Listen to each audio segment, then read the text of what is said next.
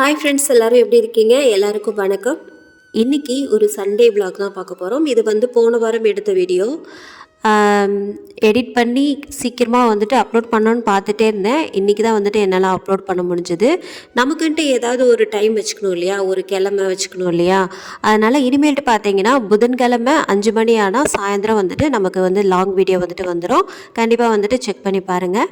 சனிக்கிழமை நைட்டே இந்த இட்லி அரிசி உளுந்தெல்லாம் ஊற வச்சுட்டேன். சரி காலையில் எழுந்திரிச்சு ஆட்டிக்கலாம். ஏன்னா எப்படியும் சண்டே அப்போ தூங்க முடியாது இல்லையா. அதனால் நான் எப்படியும் 4 மணி வரைக்கும் வேலை இருந்துக்கிட்டே இருக்கும் கண்டினியூஸாக. அதனால் நான் என்ன பண்ணேன், சனிக்கிழமையை பார்த்தீங்கன்னா இந்த இட்லி அரிசி இதெல்லாம் ஊற வச்சுட்டேன். காலையில் அரிசி எடுத்துக்கலாமே சொல்லிவிட்டு கிரைண்டரில் அரிசியெல்லாம் போட்டுட்டு அப்படியே கொஞ்சம் கொஞ்சமாக வேலையை ஸ்டார்ட் பண்ணேன் பொறுமையாக. அன்றைக்கி டீ குடிக்கிறதுக்கே பார்த்தீங்கன்னா 8:30 8:45 ஆகிடுச்சு. சண்டேனாலே கொஞ்சம் அப்படி தானே, கொஞ்சம் லேட்டாகவே எல்லா வேலையும் அப்படியே போயிட்டே இருந்தது. காலையில் எழுந்திரிச்சு குளிச்சும் எனக்கு அன்றைக்கி பார்த்தீங்கன்னா சோம்பேறியாகவே இருந்தது. பொறுமையாக வேலை செஞ்சுக்கிட்டு அன்றைக்கி மத்தியானம் சாப்பிட்றதுக்கே எனக்கு 2:30 3 மணி ஆகிடுச்சு. பசங்களும் சாப்பிட கூப்பிட்டா வர்றதே கிடையாது. ஏன்னா சண்டேன்றதுனால அதுங்க வயிற்றுக்கு கூட லீவ் விட்டுருதுங்க. எப்போ பார்த்தாலும் படுத்துக்கிட்டு விளையாடிக்கிட்டு இப்படியே தான் அந்த நாள் சோம்பேறியாக முடிஞ்சிச்சு எங்களுக்கு. எங்கள் வீட்டில் கொஞ்சம் அந்த சேரில் சோஃபாலெல்லாம் அங்கங்கே துணியாக தான் எப்போவுமே கிடக்கும். என்ன தான் மடித்து வச்சாலும் திரும்ப திரும்ப துணி சேர்ந்துக்கிட்டே இருக்கும். ஏன்னா இங்கே நான் மட்டும்தான் எல்லா வேலையும் பண்ணணும், வேறு வழி கிடையாது. ஏன்னா பசங்க 2 பசங்களாம் ஆகிடுச்சா, பொண்ணு எதுவும் இல்லை. அப்போ கூட மாட செய்கிறதுக்கும் எனக்கு ஆள் இல்லை. ஹஸ்பண்ட் எப்போயாவது ஒரு டைம் செய்வாங்க. அவங்களும் கொஞ்சம் டயர்டாக வேலைக்கு போயிட்டு வர்றதுனால அவங்களுமே செய்கிறது கிடையாது அவ்வளோவா. எப்போயாவது காலையில் எழுந்திரிச்சாங்க அப்படின்னா ஹெல்ப் பண்ணுவாங்க. நம்ம சொல்லாமலே பண்ணுவாங்க. அது எதுவும் சொல்கிறதுக்கு இல்லை. சொல்லியும் பண்ணுவாங்க. சில சமயம் சோம்பேறி ஆயிடுச்சு அப்படின்ட்டு அது அவங்களே எதுவும் சொல்ல முடியாது. ஏன்னா அவங்களும் வேலைக்கு போயிட்டு வராங்களா, நம்ம வீட்லேயே தான் இருக்கோம். சரி நாள் பூரா செஞ்சுக்கிட்டே இருந்தாலும் நமக்கு வீட்டு வேலை இருந்துக்கிட்டே தான் இருக்கும். அதுக்கெலாம் ஒன்றுமே பண்ண முடியாது. இந்த கேஸ் ஸ்டவ் வாங்கினதுலேருந்தே எனக்கு கொஞ்சம் துடைக்கிறதுக்கு ரொம்பவுமே ஈஸியாக இருக்குது. அப்படியே அதை எடுத்து தூக்கி வச்சோமா அப்படியே துடைச்சோமா அப்படின்ட்டு. ஸோ இந்த கோலின் இருக்குல்ல, இதை வச்சு தான் நான் எப்போவுமே க்ளீன் பண்ணுவேன். அது வாரத்தில் ஒரு நாள் மட்டும் சோப் போட்டு நல்லா க்ளீன் பண்ணிவிடுவேன். மற்றபடி கோலின் வச்சு டெய்லியுமே கோலின் வச்சு தொடச்சோன்னா சூப்பராக பளிச்சுன்னு ஆகிடும். காலையில் எழுந்தது எல்லாமே லேட்டுன்றதுனால நைட்டு சப்பாத்தி போட்டிருந்தேன். அது மீதி இருந்தது. என் பையன் கொத்து சப்பாத்தி கேட்டான்.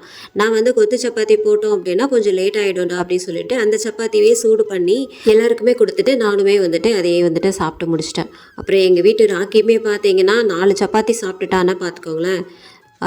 டேஸ்ட் அவனுக்கு ரொம்ப பிடிச்சிருந்தது போல். இப்போல்லாம் சாதம் கூட அவ்வளோவா சாப்பிட்றதில்ல. பால் சோறு தயிர் சோறுலாம் வச்சோன்னா கம்மியாக தான் சாப்பிடுது. முட்டை சாப்பிடும் அவ்வளோதான். அதுவும் வெறும் முட்டையை கொடுத்தா தான் சாப்பிடும். சாப்பாட்டில் பிசைஞ்சு வச்சோம் அப்படின்னா கூட சாப்பிட மாட்டேன்து. இந்த பூரி சப்பாத்தி இதெல்லாம் சாப்பிடுது. நம்ம என்ன பண்ணுறதுன்னு தெரில. சரி சாப்பிட்றானே சொல்லிவிட்டு அதையே அவனுக்கு கொடுத்துட்றது. அவனுமே பார்த்திங்கன்னா ஜாலியாக வாலாட்டிக்கிட்டே அப்படியே சாப்பிட்ருவான். எங்கள் வீட்டில் ஏதாவது பொருள் அங்கங்கே எடுத்து வைக்கணும் அப்படின்னாலும் அந்தந்த பொருளை வச்ச இடத்துல எதுவுமே இருக்காது. அதனாலே பார்த்திங்கன்னா எடுத்து வைக்கிறதே எனக்கு சோம்பேறியாக இருக்கும். நான் கரெக்டாக எடுத்து வச்சாலும் என் பசங்க 2 பேரும் நான் எடுத்து வச்ச இடத்துல எதுவுமே இருக்காது. நம்ம பாட்டுக்கு காலையில் எழுந்திரிக்கிறோம், அப்படியே சமைக்கிறோம், இப்படியே தான் போயிட்டுருக்குறா. கண்ணாடி கூட சரியாக பார்க்கறதில்ல. எப்போவுமே கண்ணாடியை பார்க்கணும். நம்மளுக்கு ஏதாவது பரு வந்திருக்கா இல்லை அப்படி ஏதாவது இருக்குதா அப்படின்ட்டு பார்க்கணும். ஆனால் நான் எதுவுமே பார்க்குறதே இல்லை. அது ஏன்னே தெரில. கல்யாணத்துக்கு முன்னாடியெல்லாம் கண்ணாடி முன்னாடி நின்றுக்கிட்டே தான் இருப்பேன். ஆனால் இப்போல்லாம் அந்த எண்ணமே சுத்தமாக இல்லை. வீடியோ பார்த்ததுக்கப்புறம் தான் தெரியுது உடம்பு ரொம்பவும் ஏறிக்கிட்டே போகுது அப்படின்ட்டு. பத்தாக்குறைக்கு இந்த வயிறு வேறு. ஆப்ரேஷன் வேண்டான்னு சொன்னால் எங்கே, என் பையன் என்னடானா ஃபஸ்ட்டு பையன் 5 கிலோ இருந்தான். வேறு வழியே இல்லாமல் ஆப்ரேஷன் பண்ணி எடுத்துட்டாங்க. 2வதுமே பார்த்தீங்கன்னா எனக்கு ஆப்ரேஷன் பண்ணி தான் எடுத்தாங்க. ஃபஸ்ட்டு குழந்த பிறந்தப்போ கூட அவ்வளோ வயிறு தெரியல. ஆனால் இப்போ பார்த்தீங்கன்னா ரொம்பவும் வயிறு தெரியுது. அதுவே நமக்கு ரொம்ப குண்டாக இருக்கிற மாதிரியே ஒரு ஃபீல் இருக்குது. ரொம்ப குண்டாக இருக்குமே அப்படின்ட்டு சாப்பிடாமலும் இருக்க முடியாது. கொஞ்சம் மீடியமாக சாப்பிட்டுக்கலாம். கொஞ்சம் சாதம் 2 சப்பாத்தி அப்படின்ட்டு. காலையில் 2 சப்பாத்தி, மத்தியானம் கொஞ்சமாக சாதம் அப்படின்ட்டு. வயிறு பசிச்சா மட்டும்தான் சாப்பிட்றேன் இத்தனைக்கும். ஆனாலும் என்னன்னு தெரியல, உடம்பு குண்டாயிட்டே போகுது. அது எப்படின்னே தெரியல. ஒருவேளை ஆப்ரேஷன் பண்ணின உடம்புன்றதுனால குண்டாயிட்டே போகுதா அப்படின்ட்டு எதுவும் தெரியல. இதுக்கெல்லாம் மெனக்கிட்டு டாக்டரை போயிட்டு பார்த்துக்கிட்டு நம்ம உடம்பை இழைக்கிறதுக்காக எல்லாம் பண்ணிக்கிட்டு இருந்தோம்னா வச்சுக்கோங்களேன், பசங்களே கவனிக்க முடியாது, அவரையும் கவனிக்க முடியாது. ஏன் சொல்கிறேன்னா, நம்ம வீட்லேயே எக்ஸசைஸ் பண்ணுறதை விட கொஞ்சம் நடக்கலாம். நம்ம வீட்டு வேலை செய்கிறதே அதுவே எக்ஸசைஸ் மாதிரி தான். காலையில் எழுந்தாலே கொஞ்சம் உடம்பு குறையிற மாதிரி தான் இருக்குது. இருக்க இருக்க என்னன்னு தெரியல. கொஞ்சம் டயட்ட வந்துட்டு மெயின்டெயின் பண்ணணும். நம்ம ஒல்லியா இருக்கணும் அப்படின்னா கொஞ்சம் மெயின்டெயின் பண்ணணும் தான். ஆனா இந்த வயிறு மட்டும் எதுவுமே பண்ண முடியாது. அதுவே நமக்கு குண்டா இருக்கிற மாதிரி தான் தெரியும். அந்த வயிறு இருந்தாலே குண்டா இருக்கிற மாதிரி தான் இருக்கும். அது ஒண்ணுமே பண்ண முடியாது. இப்ப என் பையன் குடிக்கிற ஜூஸ் வந்து ஏதோ பிஸ்தா ஜூஸ்ன்னு நெனைக்கிறேன். அது ஹஸ்பண்ட் வந்துட்டு வாங்கிட்டு வந்திருந்தாங்க.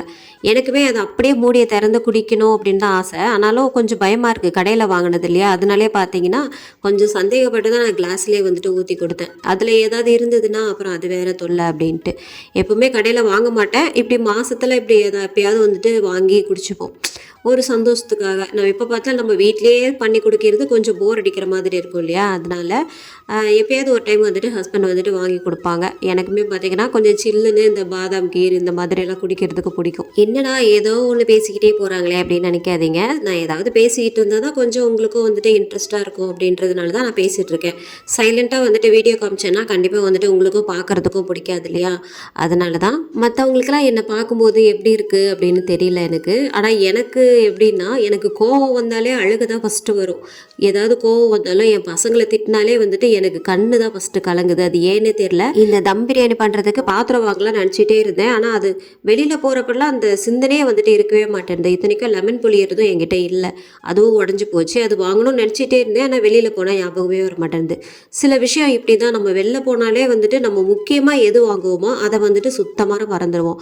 வேற வாங்கக்கூடாதது என்னவோ அதை எல்லாத்தையும் வாங்குவோம். ஏன்னா அங்கே வந்துட்டு சூப்பர் மார்க்கெட்டில் பார்த்தீங்கன்னா கண்ணை கவர்ற மாதிரி வச்சுருப்பாங்களா, அதனால எல்லாத்தையுமே மறந்துடுறோமா, இல்லைன்னா இந்த ஜாமான் எழுதிட்டு போகிற மாதிரியே வந்து இந்த ஏதாவது வீட்டுக்கு பாத்திரம் ஏதாவது வாங்கணும் அப்படின்னா அதையும் எழுதிட்டு தான் போகணும்னு நினைக்கிறேன். அப்போ தான் வந்துட்டு நம்ம கரெக்டாக வாங்கிட்டு வருவோம். இந்த பிரியாணி பாத்திரம் பெரிய பாத்திரம் இல்லாமையே நான் வந்துட்டு பெரிய குக்கரில் தான் வந்து தம் பிரியாணியை வந்துட்டு பண்ணிகிட்ருக்கேன்.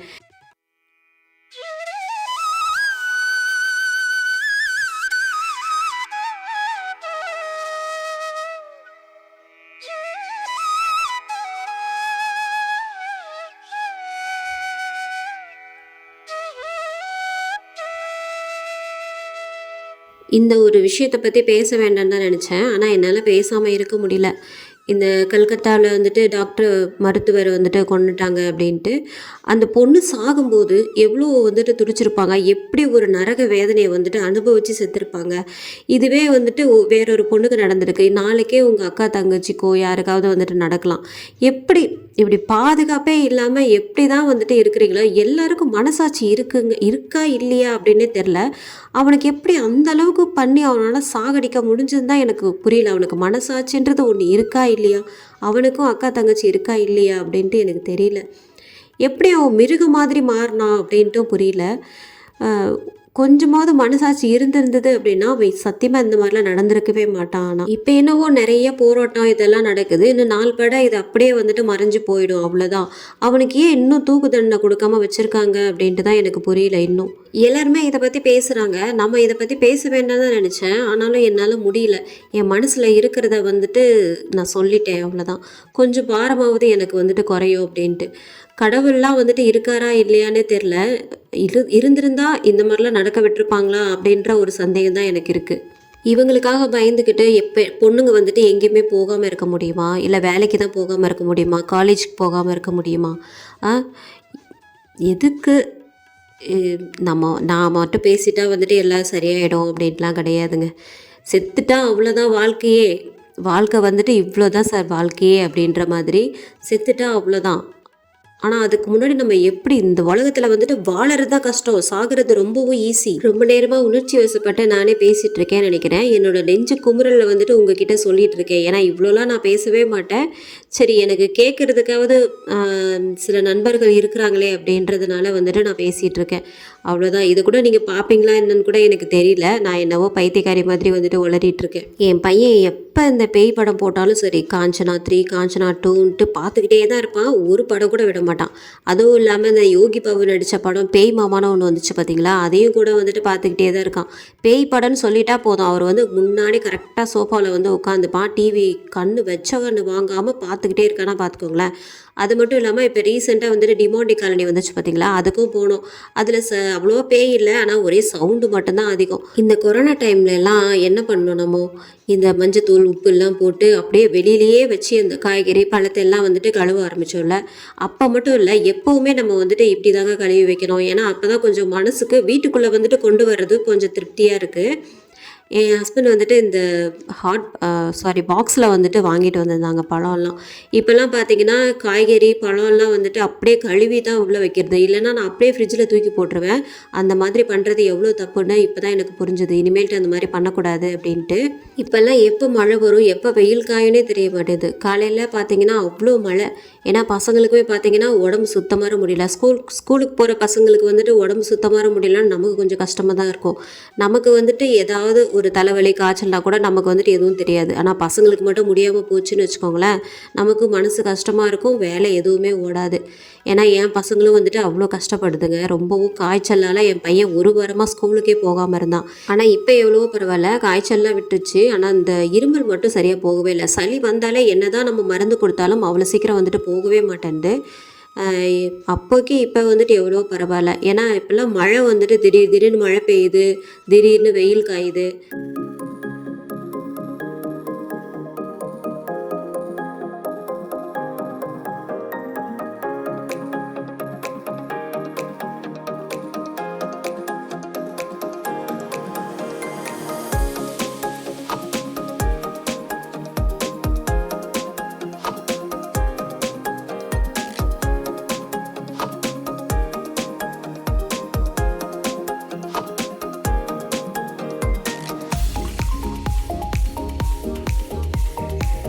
ஒரு வழியாக எல்லா பழத்தையும் க்ளீன் பண்ணி சுத்தம் பண்ணிவிட்டு எல்லாத்தையுமே எடுத்து வச்சுட்டேன். எடுத்து வச்சதுக்கப்புறம் இதை வந்து டைனிங் டேபிளே தான் வச்சுருவேன் நான். ஃப்ரிட்ஜில் வந்துட்டு இப்போல்லாம் பழம் எதுவும் வைக்கிறதில்ல. அப்பப்போ அந்த வாரத்துக்கு தேவையான பழத்தை எல்லாம் ஃப்ரிட்ஜில் வைக்காமல் அப்படியே ஒன்றுனா வந்துட்டு பசங்க எடுத்து சாப்பிட்ருவாங்களா. ஈவினிங் 5:30க்கு மேலே பசங்களுக்கும் காஃபி போட்டு கொடுத்துட்டு இந்த விளாகோட எண்டுக்கு வந்துட்டோம். எல்லாருக்கும் இந்த வீடியோ வந்துட்டு ரொம்ப பிடிச்சிருக்கும்னு நினைக்கிறேன். ஒரு சில சமயம் உங்களுக்கு பிடிக்கல அப்படின்னா ஸ்கிப் பண்ணி கூட பார்த்துக்கலாம். எனக்கு வந்து இன்னொரு சேனலுமே இருக்குது. அதில் வந்து நிறைய அந்த பேய் கதைங்கள்லாம் சொல்கிறேன். நிஜம் இல்லை, கதை தான். அதையுமே பார்த்தீங்கன்னா டிஸ்கிரிப்ஷனில் லிங்க் கொடுக்குறேன். கண்டிப்பாக வந்துட்டு செக் பண்ணி பாருங்கள். இது வரைக்கும் இந்த வீடியோ பார்த்ததுக்கு ரொம்பவும் நன்றி. இன்னொரு வீடியோவில் பார்க்கலாம். பாய்.